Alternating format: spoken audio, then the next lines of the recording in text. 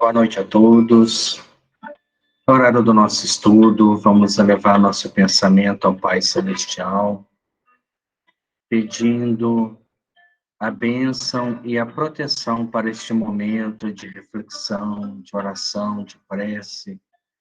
Que Deus, nosso Pai, possa nos abençoar nesse instante, possa acalmar nosso mundo íntimo, possa direcionar nossos pensamentos, para que unidos em prece, em ideal, em proposta de crescimento espiritual, nós possamos crescer como seres humanos.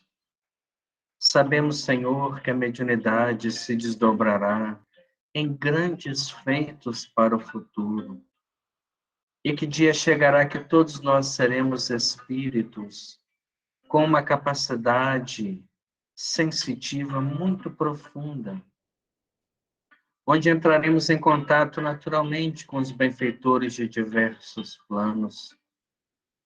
Permita, Senhor Jesus, que nesse momento onde buscamos a preparação, possamos refletir bastante sobre a experiência daqueles que foram os desbravantes desta faculdade, mas que também, Senhor, trabalharam com o espírito mergulhado no Evangelho de nosso Senhor Jesus Cristo.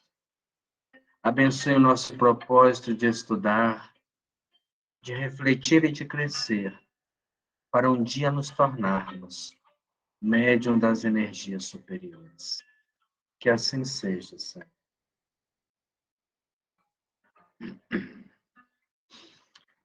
Então, vamos dar sequência aos nossos estudos nesta noite de sexta-feira.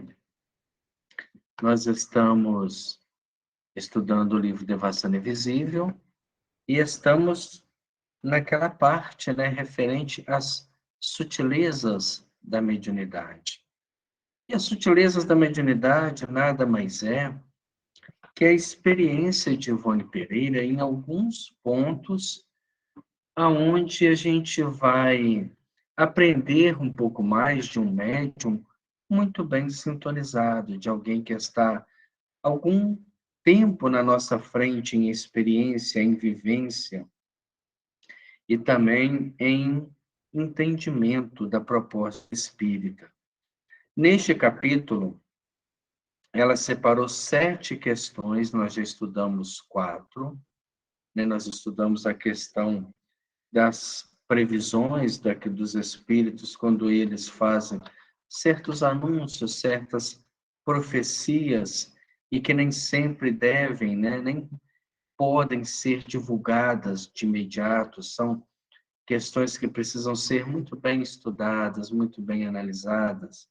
Nós vimos a preparatória para a oratória, quando os espíritos nos preparam também, quando a gente está em condições de desenvolver algum tema, de fazer alguns estudos, e estamos bem amparados pela espiritualidade.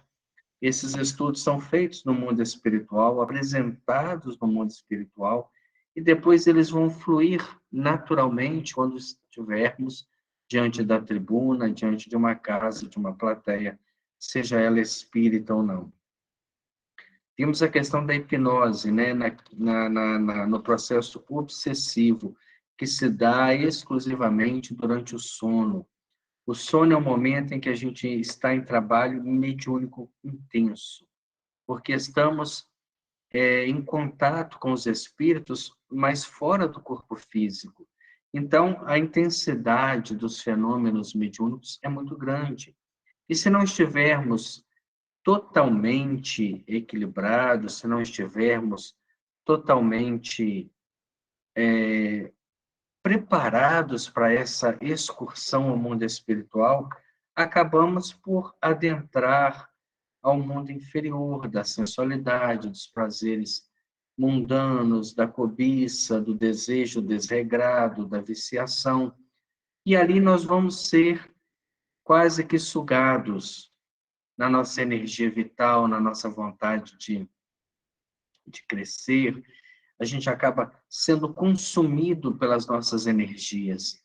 E quando despertamos na manhã seguinte, estamos exauridos, estamos totalmente sem vontade de viver, porque o nosso fluido vital que nós absorvemos, seja ele pela luz solar, pela alimentação, pela água magnetizada, pelas leituras edificantes, a gente acaba perdendo ele nesses contatos, nesses idílios inferiores que muito se dá fora do corpo físico. E, por último, nós vimos as questões ambientes, quando o médium consegue estar num lugar e fazer uma viagem no tempo. Quando ele adentra uma região e aquela região se desdobra em cenas de centenas e até milênios atrás. Isso é muito comum com o desenvolvimento da mediunidade, porque a partir do momento que nós vamos se sensibilizando e conhecendo esses princípios, naturalmente eles vão se tornando cada vez mais naturais no processo. Então, é natural que um médium, por exemplo, ele adentre algum ambiente e tenha percepções, porque em todos os lugares aonde formos, nós sempre vamos deixar algo de nós e levar algo desse ambiente a nível de energia. E é natural que um médium, quando ele adentra o campo da psicometria, que é um desenvolvimento da alma, a partir do momento que ele consegue crescer espiritualmente, novos sentidos anímicos também começam a se desenvolver dentro das suas capacidades, novas percepções, e ele pode, através dessa percepção, que é muito utilizada em alguns filmes norte-americanos, principalmente ligados à investigação, aonde sensitivos ajudam, né, a polícia a investigar crimes, são pessoas que conseguem buscar no ambiente ou em algum tipo de objeto cenas ligadas a ele. Naturalmente, na mediunidade, isso se faz em todos os ambientes que o médium passa, a partir do momento de relaxamento e de concentração, ele pode buscar imagens do passado e até do futuro, como estuda a parapsicologia através do déjà vu. Hoje nós vamos entrar no quinto item, né, desses 7 que ela cita, para nós entendermos mais algumas sutilezas do processo mediúnico. E nesse quinto item, ela vai falar algo muito interessante para nós a respeito da mediunidade.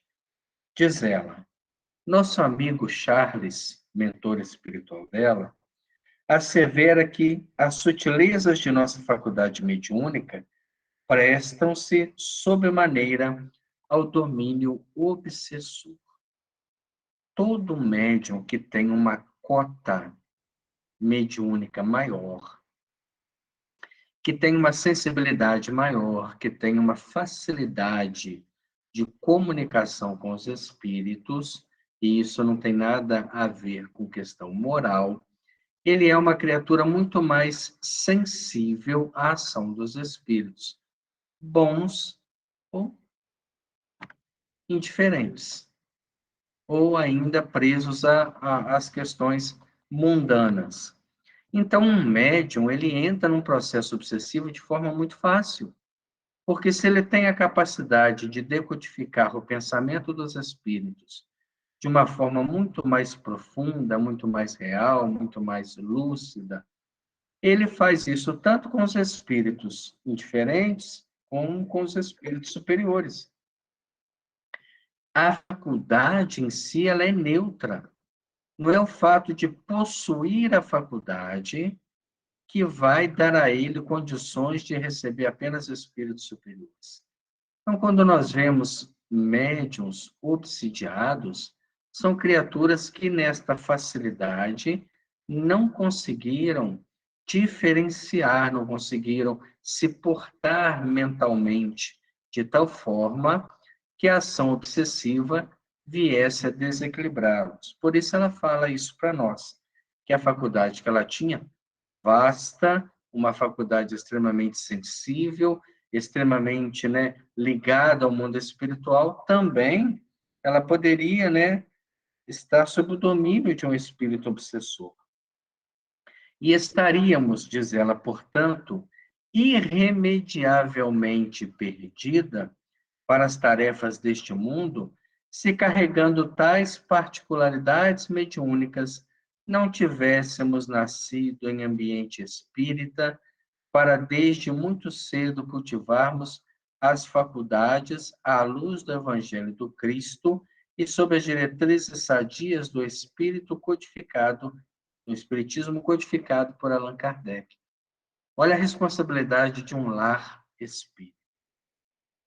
Quando você nasce em um lar espírita e traz uma faculdade dessa, você tem um direcionamento, você tem, né, pessoas que te educam sobre uma educação moral cristã que te favoreça o desenvolvimento dessa faculdade. Diferente, por exemplo, do que aconteceu com Chico Xavier, que mesmo tendo toda uma potencialidade mediúnica, ele nasceu num lar religioso, mas não com orientação espírita. Então, ele foi dado como perturbado, ele teve que carregar pedra na cabeça em procissão, ele foi colocado para fora de casa pelos próprios irmãos, quando achou que tudo aquilo ali era um desequilíbrio muito grande, que ele mais perturbava a família do que ajudava. Então, ele sofreu muito mais por não ter a compreensão desde cedo. As compensações que ele tinha era a presença de sua mãe antes da sua reencarnação e da sua, né, segunda mãe, a dona Cidália, que foi um anjo na sua vida, que entendeu parte de tudo aquilo e realmente foi um refrigério para sua alma, que sofria, vendo toda uma realidade e ninguém comungava daquela ideia. Já Ivone nasceu num lar espírita, pai médium, mãe, né, com entendimento da doutrina espírita, então ela que já nasceu e entrou num fenômeno de catalepsia, por muito pouco não foi enterrada viva, ela teve todo um cuidado para que a sua faculdade fosse bem orientada, bem direcionada e não caísse nas telas da obsessão. E afirma ele, o espírito Charles, também que os manicômios terrenos estão repletos de pobres criaturas consideradas enfermas irremediáveis, quando apenas são portadoras de faculdades mediúnicas, e isso porque a medicina oficial e as religiões não se dignam explorar a ciência da alma e suas potências, pois tais enfermos seriam facilmente curados, quer por uma ou pelas outras, se elas se dessem ao sublime empreendimento de investigar os arcanos da espiritualidade, como faz o Espiritismo. Nós temos notícia de um grupo da cidade de Conselheiro Lafayette que faz um trabalho desse. Eles buscam dentro de hospitais onde tem doentes mentais, fundamentos mediúnicos, e ali eles começam a fazer trabalhos de desobsessão, numa ajuda para que alguns médiuns consigam reverter aquele quadro. E com certeza, se a perturbação se der a guisa de um obsessor que, tomando a faculdade, né, e a intervenção que ele passa a ter sobre o obsidiado, pode ser atenuada com a doutrinação, com o trabalho, com a magnetização, com a água. Eles trabalham dessa forma numa tentativa de resgatar médiuns da perturbação espiritual.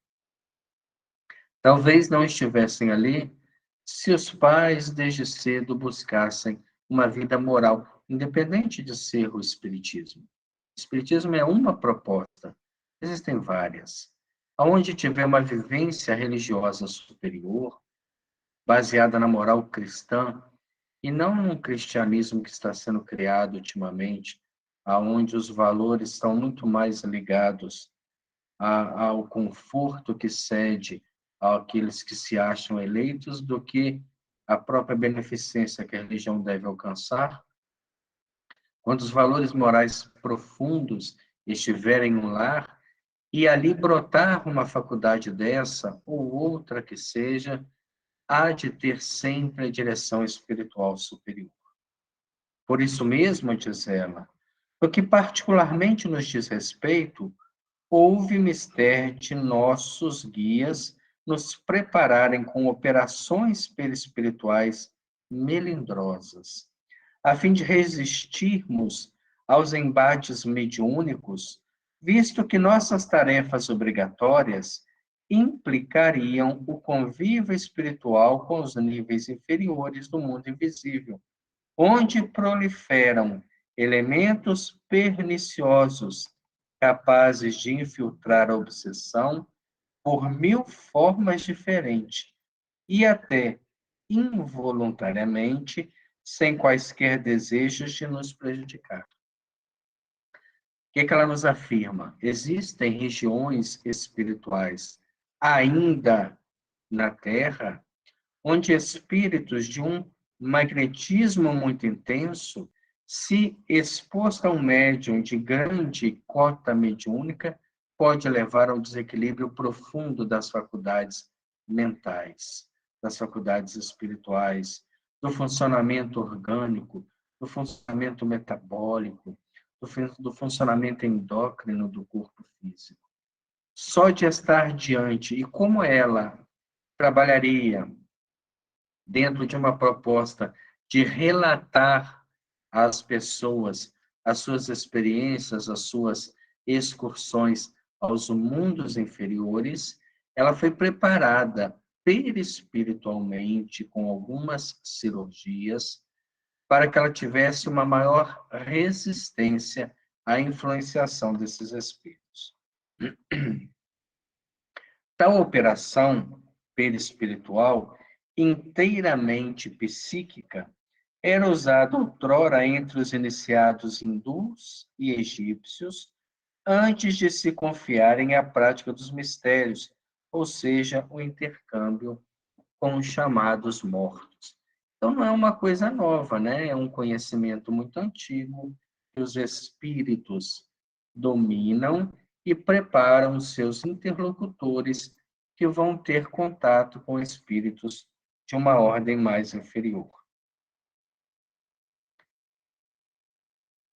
E foi levado a efeito, tendo em vista que pertencemos desde séculos àquelas falanges orientais. Então, ela recebeu o mesmo tratamento, porque, de forma reencarnatória, ela traz alguma ligação com esse tipo de falanges espirituais. Assevera Charles ainda que por tudo isso nós outros, os espíritas, deveremos empreender todos os esforços para difundir a doutrina espírita entre os homens, sob o critério sadio com que o céu nola tem revelado, visto que somente ela estará em condições de resolver os múltiplos problemas que desorientam a humanidade. Então, aí é Charles falando, né? Olha, a doutrina espírita, ela é uma doutrina diferenciada. Ela não é uma fé reducionista, ela orienta, ela te dá liberdade de escolha, e ao mesmo tempo ela te prepara para a vida espiritual para que você não seja uma criança em espírito, para que você desencarne e tenha a plena noção que está agora numa dimensão diferente da vida física, que você saiba se portar, que você saiba retirar do ar o alimento para o corpo e saber que aquele alimento físico, esse alimento grosseiro que nós precisamos, ele está muito mais ligado às necessidades orgânicas e não perispirituais. Observemos no nosso dia. Nós, às vezes, alimentamos de manhã, almoço, café da tarde, janta, alguns ainda lancham à noite, outros de madrugada, porque estão obsidiados nessa área, mas tudo isso é uma nutrição para o corpo. Agora, qual a nutrição que a gente mais necessita, que a gente mais precisa e não fica 5 minutos sem ela? O ar que a gente respira. O ar também nos nutre. E espiritualmente, esse tipo de nutrição ela vai, com o passar do tempo e com a elevação do espírito, prevalecer. Nós vamos desencarnar, ainda necessitando de uma série de alimentos para que o perispírito, que ficou muitos anos na dependência orgânica, criando ali uma série de mecanismos totalmente involuntários, né, que são gerados pelas repetições, né, são reflexos condicionados que o corpo impregna no perispírito, ele vai levar um tempo para se libertar. Mas a respiração, sim, é algo que nós carregaremos por muito mais tempo até o momento que já não necessitemos aspirar para alimentar o corpo físico. Chegamos, então, à sexta sutileza da mediunidade, dentro dessa proposta, né, que ela coloca para nós, de 7. E ela fala para nós o seguinte: não faria juízo muito justo dos filhos de Deus aquele que supusesse ser um obsessor, entidade generalizadamente malévola. Certamente que a gradação desses pobres delinquentes é quase infinita. Caberiam no volume o estudo e a classificação dos espíritos obsessores, com quem temos tratado desde o início de nossas tarefas mediúnicas.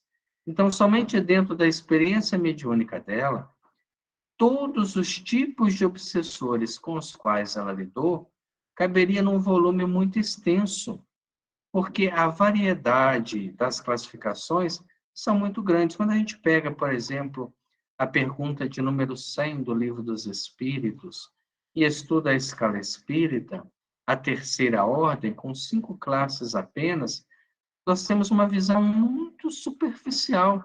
Nós temos obsessores que são extremamente malévolos, espíritos impuros, espíritos que têm uma sabedoria, mas totalmente voltada para o mal, espíritos neutros, espíritos indiferentes, espíritos oportunistas. Da mesma forma que nós temos na sociedade criaturas que precisam ficar num presídio, enquanto outros que estão soltos também cometem crimes, crimes contra a natureza, crimes, né, que não são catalogados pela nossa própria doutrina do direito, crimes de corrupção, e, e são quase que infinitas ações negativas. Também do lado espiritual, os obsessores variam muito.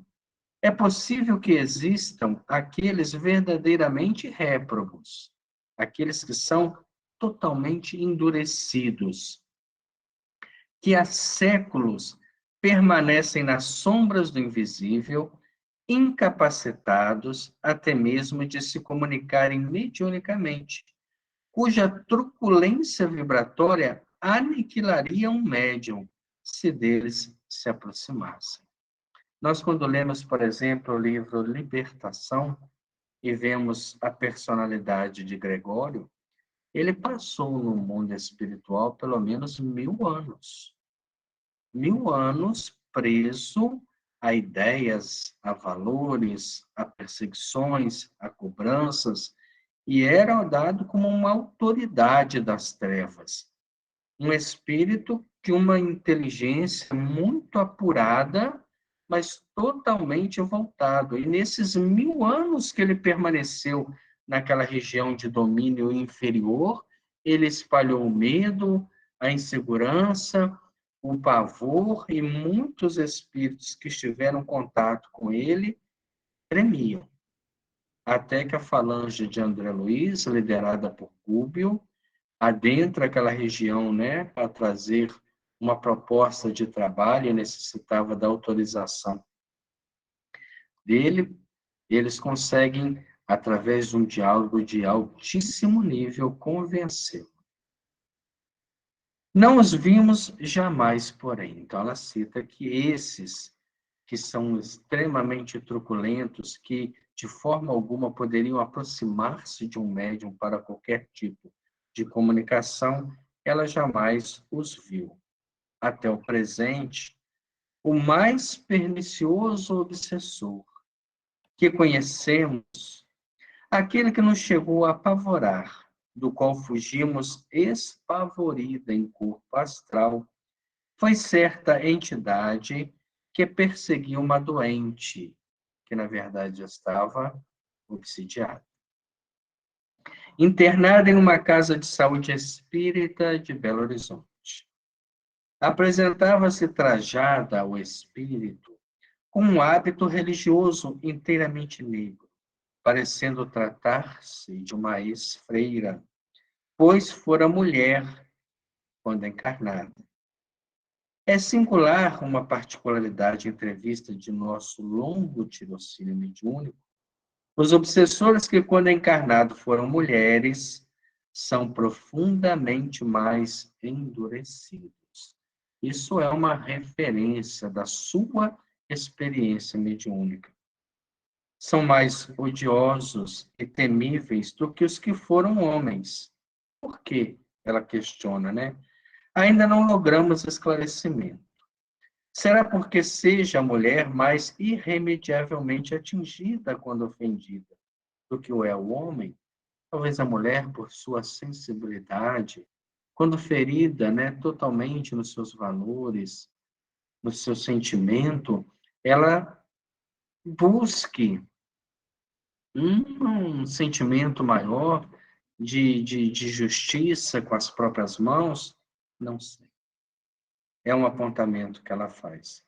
Talvez um homem que se sinta tão superior, né, não queira se expor tanto por não se sentir tão ofendido, tão ferido, tão magoado. Mas a gente vê que grandes obsessores aí, né, encarnaram como homens, como Gregório. Existirá na mente feminina uma imaginação mais fecunda do que na mente masculina. E essa maior intensidade imaginativa a tornará mais feroz nas atrocidades das vinganças contra os desafetos? É uma pergunta que ela faz. Ela não está afirmando.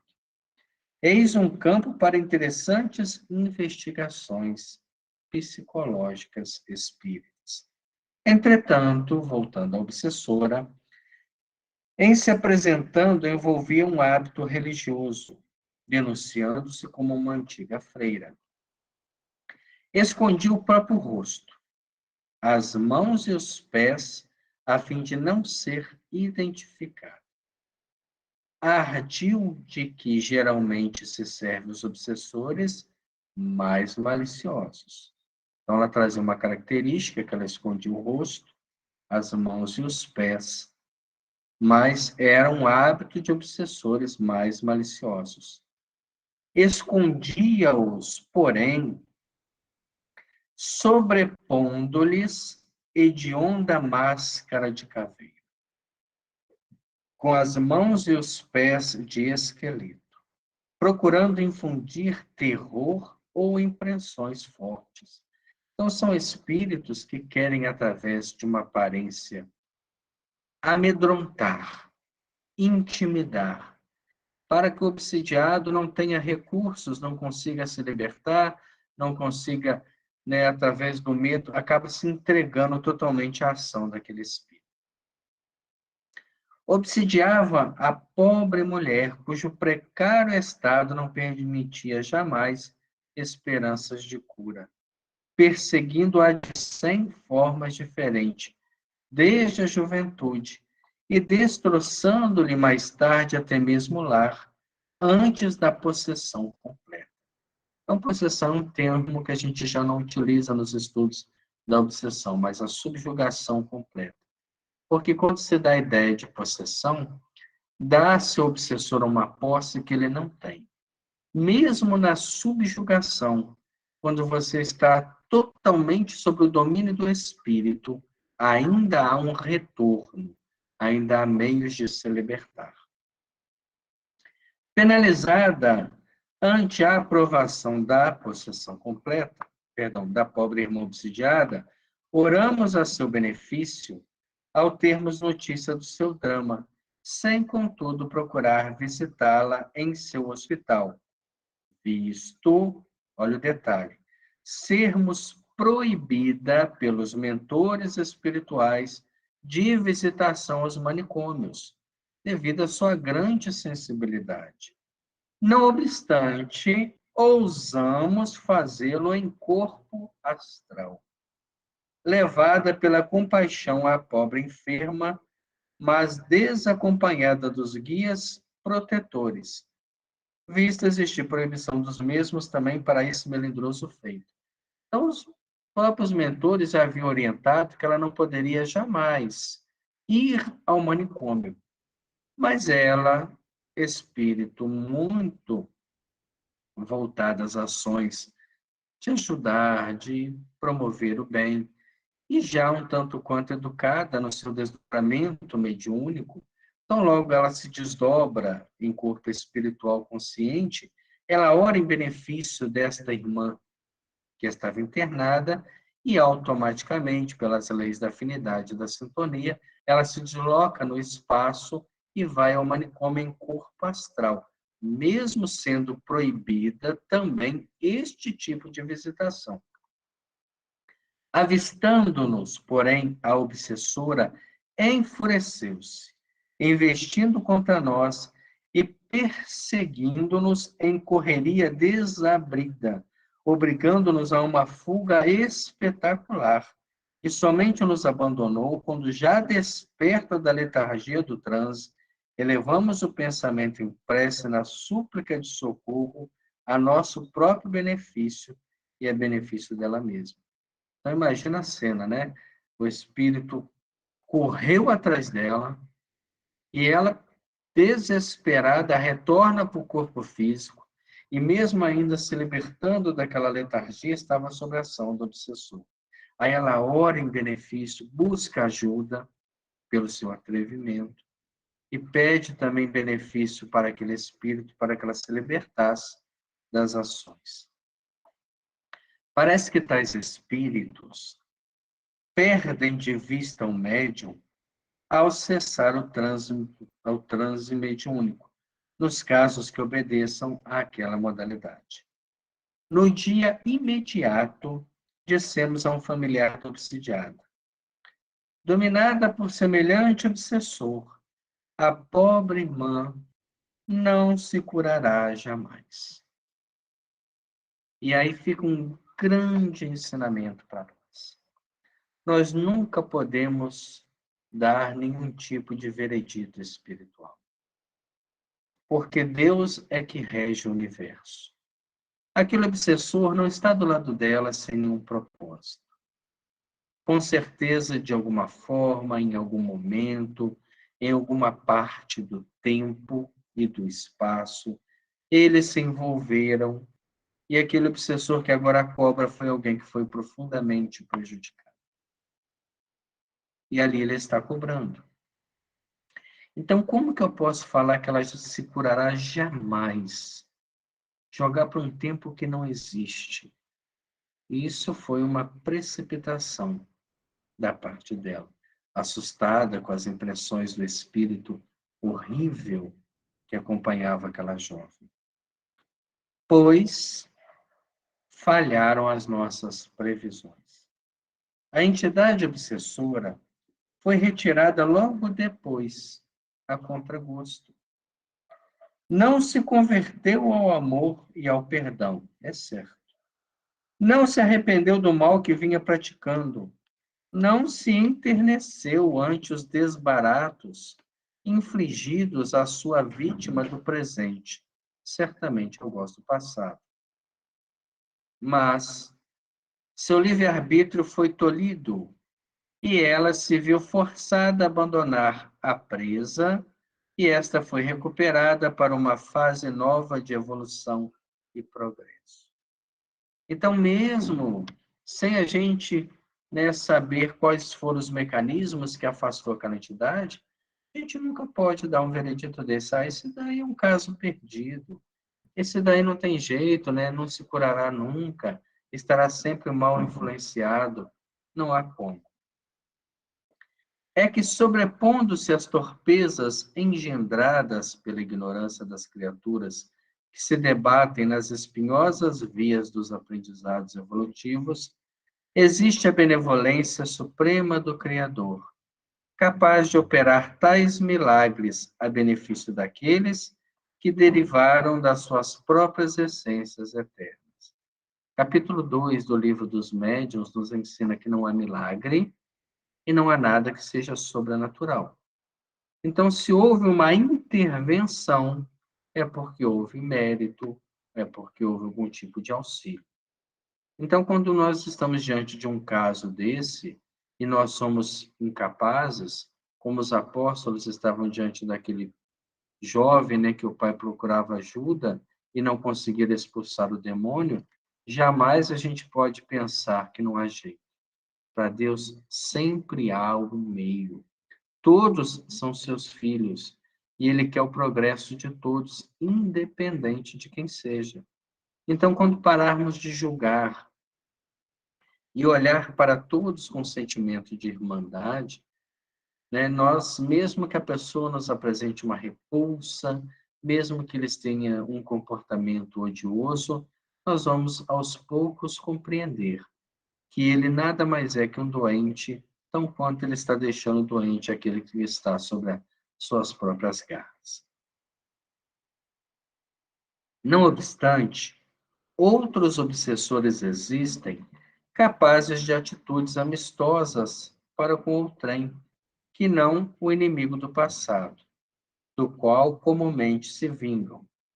Contamos no espaço com a amizade afetuosa de vários espíritos obsessores, que jamais nos molestaram, aos quais, quando de uma série de amargos testemunhos a que fomos convocados, vinham em visita até nós, oferecendo-nos seus préstimos para algo que precisássemos. Então, mesmo na qualidade de obsessor, não quer dizer que o espírito seja mau. Ele pode ter, às vezes, uma mágoa com alguém, com uma família, com certas pessoas, mas para com os outros, ele se torna uma pessoa normal. Nada puderam fazer por nós, é certo, visto ser o caso irremediável, e não se encontrarem em condições de interferir a nosso favor. Mas o que é verdadeiro e que demonstraram desejo de consolar e remediar nossas amarguras, e suas atitudes consideradas muito fraternas por nós mesmas, tiveram o dom de reconfortar nossa alma e nos edificar o coração, dado o encanto da revelação, então obtida, a beleza do ensinamento aí percebido. O amor e o bem cabem em toda parte, mesmo nos corações delinquentes, e quando passam conduzidos, seja por quem for, deixam sempre um traço harmonioso de legítimo benefício. Dá-se com muitas dessas entidades o que se verifica na sociedade terrena. Um homem possui inimigos, odeia-os, prejudica-os quando pode, assassina-os se puder. Isso, porém, não impedirá que estime outros homens, que seja leal amigo de outros tantos, honestos em seus empreendimentos sociais. Isso me faz lembrar muito o Evangelho, quando ele nos pergunta o que a gente faz de especial, porque fala as pessoas de uma vida, elas se amam, elas se respeitam. Se você pegar uma sociedade onde só tem assassinos, eles se respeitam, eles se entreajudam. Então, eu vou ajudar apenas aquele que crê como eu, aquele que tem a mesma, né, que professa a mesma fé, que tem o mesmo interesse. Isso é não fazer nada diferente, é não se diferenciar do comportamento social. Sentimos grande compaixão e ternura por esses espíritos. Geralmente, foram grandemente ofendidos no passado reencarnatório por suas vítimas atuais, ou mesmo na existência vigente. São, acima de tudo, grandes sofredores, tristes e frágeis, dominados por angústias e terrores indescritíveis. Protegê-los através das nossas preces enternecidas, elucidá-los com nossos conselhos diários na conversação telepática, envolver seus infortúnios com a fraternidade sorvida nos evangelhos, é também servir a Jesus e propagar sua doutrina. É recuperar a ovelha transviada para o redil do bem. Imaginemos quando a gente tem maus pensamentos, né? Quando nós estamos vinculando o nosso pensamento ao imediatismo, à precipitação, a julgar o comportamento do outro. Se nesses momentos onde esses pensamentos são ventilados na nossa mente, nós começarmos a doutrinar esses pensamentos com valores do Evangelho, com o ensinamento espírita cristão, nós estamos propagando a doutrina espírita. Porque esses espíritos vinculados a essas propostas e que querem incentivar o pensamento imediatista, o pensamento, né, da mediocridade, do comportamento terra-terra, dos valores temporais, eles começam a receber de nós, através da nossa vivência e profundamente no nosso pensamento mais íntimo, quando a gente está lutando contra as deficiências, contra o mau humor, contra a dificuldade, contra as próprias fragilidades morais, eles começam a aprender o nosso exemplo. E essa é a maior forma de divulgação da doutrina espírita. Porque você fazer uma palestra bem feita, subir numa tribuna e impressionar algumas pessoas, pode ser uma tarefa até fácil. Quando você tem uma boa capacidade de memorização, quando você leva dados estatísticos que estimulam a curiosidade, mas quando você vive uma proposta, quando isso é real dentro de você, nasce do seu mundo íntimo, e esses espíritos à sua volta, que já não vem o verniz social, mas a sua identidade espiritual, vê o quanto você está lutando para vencer a si mesmo, para vencer as suas dificuldades, eles acabam se sensibilizando muito mais, acabam aproveitando muito mais esta oportunidade. E a partir daí, o seu erguimento moral se faz de uma forma muito mais concreta. Ao reencarnarem essas almas, que também são emanações do Todo-Poderoso, procurarão o berço natal em ambientes espíritas, agradecidas pelo socorro que receberam dos adeptos da magna ciência e esperançadas na própria redenção que lhes acena dos códigos imortais do Espiritismo. Que os médiuns, espíritas cristãos, não se arreceem deles, nenhum mal lhes ocasionarão. Se eles próprios médiuns se harmonizarem com a luz, e que os amem e protejam como quereríamos que todos nos amassem, se nos víssemos nas suas deploráveis condições. Então, nesta penúltima sutileza que ela cita para nós, ela deixa muito claro. Nós não devemos temer a obsessão. A obsessão nada mais é que o efeito de uma causa, que o resgate de uma dívida. E se nós que temos essa compreensão, que entendemos que todos os dois, obsessor e obsidiado, são filhos de um mesmo Pai, e que têm a mesma oportunidade de crescer, e que vão ter a mesma finalidade na existência de alcançarem a luz, nós então passamos a ver o processo obsessivo de uma forma diferente. Ninguém é vítima. Todos ali sofrem.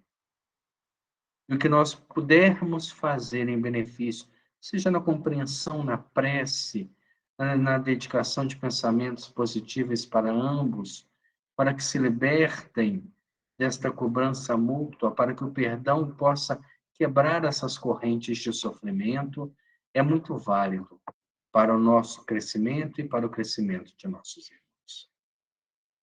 Chegamos à última sutileza que ela cita para nós, e essa última ela é um pouquinho maior, porque ela é muito mais profunda. Diz ela para nós: da mesma forma que os físicos e astrônomos são levados a admitir que as vibrações luminosas percorrem o espaço infinito, sem jamais se extinguirem, assim também se poderia admitir a persistência virtual de toda forma de vibração cósmica. Nossa, o que ela está falando de uma forma até poética? Se uma onda de rádio, que foi feita há 200 anos atrás, cento e tantos anos atrás, que foi emitida, continua percorrendo o espaço, sem nunca deixar de existir. Se nós estivéssemos agora nos limites que essa onda está e conseguíssemos sintonizar através de algum aparelho, né, que pudesse reproduzir aquela onda, nós estaríamos vendo o passado. Naquele momento que um aparelho decodificasse aquela onda, nós estaríamos viajando a um momento que ela foi emitida, com o conteúdo, com a proposta que ela levou.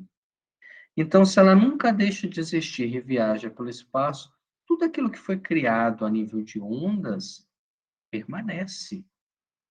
Todo pensamento que foi gerado nesse planeta, em alguma região ele está.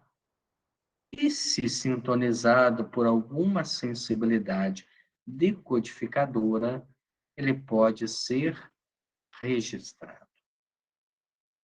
É isso que ela fala nesse primeiro parágrafo. E como, além de tudo, os estados da matéria e as vicissitudes dos organismos vivos se resumem numa sucessão de vibração sui generis do éter, conclui-se que eles devem continuar a existir no estado virtual ou potencial de uma ambiência qualquer, a chamada por maias de metaetérica, onde os sensitivos poderiam extrair-los e interpretá-los, graças à relação estabelecida entre eles e a ambiência receptora. Esse trecho ela tira do livro, né, Enigmas da Psicometria, de Ernesto Bozano. Nós que tivemos oportunidade de estudar o livro nos domínios da mediunidade, há uma história de um relógio que estava no museu. E André Luiz, né, ele, Hilário Silva e Aulus, que é um instrutor espiritual da obra, eles são estimulados a tocar naquele relógio. Então, quando ele toca, ele viaja no tempo a uma cidade, a uma reunião familiar, aonde o relógio fazia parte da mobília daquela casa. Então, aquele relógio ele era um intermediador do momento presente com as ondas mentais de onde ele esteve durante algum tempo. Ele conseguia guardar dentro dele as memórias. Lembra que quando André Luiz entra naquele lugar, havia objetos que brilhavam mais, objetos que brilhavam menos. Os que brilhavam mais ainda estavam envolvidos em memórias, em lembranças. E os que brilhavam menos estavam começando a perder essas referências que faziam deles um, um interlocutor, um intermediário entre a realidade atual e tudo aquilo que esteve ligado a eles. Nenhum espírita ignora que a psicometria é faculdade que o médium possui de descrever os acontecimentos em torno de uma criatura, particularidades mesmo de sua vida, desde que entre em contato direto com objeto ou coisa pertencente à referida pessoa.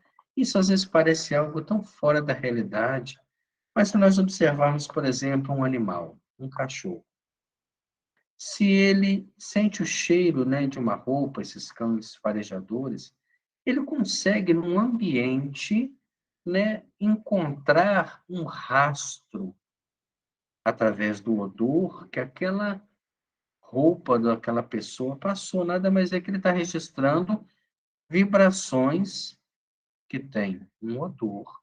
Nada mais é que ondas num determinado estado de frequência, e ele consegue localizar através de um caminho, através de uma rota, por onde teria passado. É um processo de psicometria embrionário.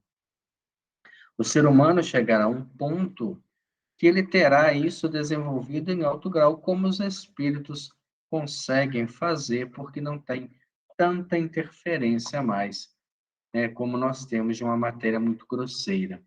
Então, quando eles tocam em algum ambiente, eles têm visões mentais, como se uma clarividência surgisse e eles fossem identificando uma série de fatos e de situações que estão envolvidas com aquele ambiente. Não pense que isso seja algo muito raro. Nós temos ultimamente notícias de pessoas que estão trabalhando com esse tipo de fenômeno. Ernesto Bozano, já por nós citados várias vezes, refere-se em sua encantadora obra Os Enigmas da Psicometria à médium inglesa Edith Walton, que, em contato com uma pena arrancada a um pombo-correio após longo voo e um pequeno galho de árvore, descreveu as impressões do pequeno animal durante o mesmo voo, assim como os acontecimentos desenrolados no próprio local em que se erguia o pombal, ao passo que igualmente descrevia não somente o que se passaria com a árvore, isto é, o seu desenvolvimento, a florescência, a distribuição da seiva e a expansão das raízes, mas também as impressões dos vermes que viviam no subsolo, onde se erguia a árvore, prenunciando mesmo com 5 horas de antecipação o motivo da inquietação dos vermes, ou seja, o desabamento do subsolo, onde se achavam motivados pelas escavações de uma galeria de minério da região. Algo extremamente profundo. Ela toca na pena de um pombo-correio e consegue sentir todo, né, o trabalho daquele animal, a vivência naquele pombal, como num pequeno galho de árvore, ela saber traduzir todas as sensações daquele vegetal, desde o crescimento e até mesmo a vida do subsolo. Tudo rigorosamente estudado e comprovado pelos experimentadores que residiam em Dudley, na Inglaterra, onde a médium jamais fora, pois que residia em Londres. Então, o galho da árvore que pegou era de uma outra região que ela nem conhecia, e ela descreve tudo o que aconteceu. Outra médium psicômetra, Elizabeth Denton, em contato com uma lasca de pedra recolhida de uma região de minério de chumbo, nos Estados Unidos, descreve a história da mesma pedra, desde que foi arrojada das profundezas de um vulcão, durante uma erupção, relatando, tal se fosse a mesma pedra, os sucessos com esta ocorrida através dos séculos. Então, alguém que estuda história apenas tocando nos objetos. Note-se que as médiuns ignoravam às vezes os objetos que lhes apresentavam para serem psicometrados, pois houve em certas experiências o cuidado de ocultá-los, envolvendo em algodão ou retendo-os em embrulhos ou caixas muito bem atadas, analisada por vários pesquisadores. Essa mediunidade foi constatada real, não obstante os mistérios que envolvem suas possibilidades. Então, ela foi uma faculdade muito ligada à investigação científica. E se fazia, às vezes, escondia a peça que seria investigada em uma série de objetos de caixa, e mesmo assim o médium conseguia captar. Ora, sendo a mediunidade em geral ao que se observa uma sensação ou percepção, participante de determinadas funções da consciência, e sendo estas entidades, entendidas como potências da alma, que traduzem a sua individualidade, acreditamos que todas as criaturas sejam dotadas dessa faculdade, em grau maior ou menor, dependendo de um estado mais ou menos acentuado de desenvolvimento ou experimentação. Todavia, parece-nos que no estado de desencarnação ou desprendimento do mundo espiritual, esse atributo de nossa individualidade, nós próprios, respeita, né? Visto que, nossa individualidade anímica emerge espontaneamente, visto que nós, no que a nós próprio respeita certos acontecimentos desenrolados durante aquele segundo estado, parece confirmar a nossa. Então, o que ela está falando para nós? Todos nós somos psicômetros. Todos. É certo que talvez a gente tenha apenas um embrião ainda desta faculdade. Ela é nada mais que um sentido da alma. Hoje em dia nós temos o relato, por exemplo, de Divaldo Franco, com alguns livros que ele faz a leitura através da psicometria. Dia chegará que nós colocaremos essa faculdade para fora. Mas estando no estado de espírito, fora do corpo físico, ela se manifesta com muito mais facilidade. Nós vamos parar nesse ponto, ainda se estende um pouquinho mais as explicações sobre a psicometria, e vamos fazer a nossa prece, o nosso agradecimento, porque nós sabemos o quanto somos gratos pela vida, pela oportunidade de estudarmos, por este momento de reflexão no ponto da mediunidade, pelas experiências dessa médium fantástica, ao qual cada dia a gente aprende a admirar um pouco mais. Vamos elevar nosso pensamento a Deus, pedindo ao nosso Pai Celestial que ilumine Dona Ivone Pereira, pela vida, pela obra, pela resistência, pela dedicação, por ter nos deixado um manancial de reflexões tão profundas sobre as potências da alma que ainda nem sonhamos, e somos todos depositários dessa confiança do Pai Celestial. Abençoe, Senhor Jesus, a cada um de nós, aos nossos familiares, nossos amigos, colegas de trabalho, pessoas que convivem conosco, Senhor. Dai-nos a paz e a tranquilidade. Assim, nós também pedimos pelos nossos companheiros do Lar Cristão Paulo de Tarso, que é sempre, Senhor, o foco do nosso pensamento, no fechamento de cada trabalho, de cada reflexão, para que, estendendo até lá as energias dos pensamentos voltados a Ti, possam ser refletidos sobre os nossos companheiros. A paz, a tranquilidade, o bem-estar.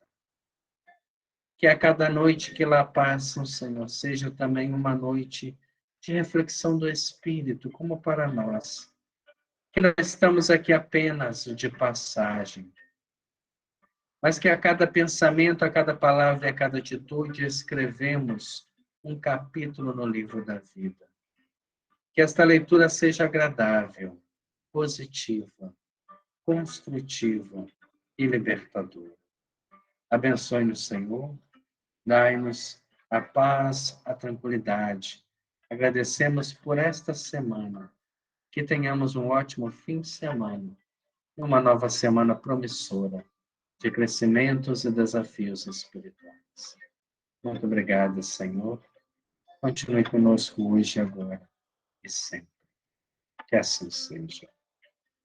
Obrigado a todos que estiveram presentes aí durante o nosso estudo.